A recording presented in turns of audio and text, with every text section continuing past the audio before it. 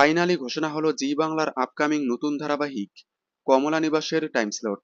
বেশ কয়েক সপ্তাহ আগেই কমলা নিবাসের প্রোমো সামনে আসলেও টাইম স্লট ঘোষণা করা হয়নি।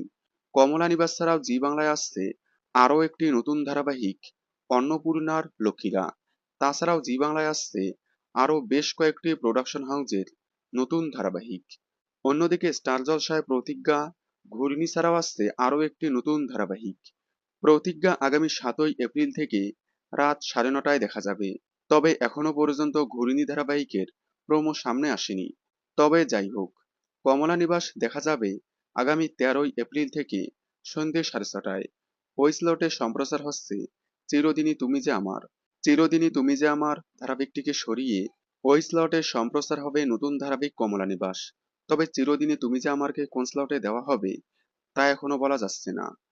কমলা নিবাস দেখার জন্য আপনারা কতটা এক্সাইটেড কমেন্টে জানাবেন। ধন্যবাদ।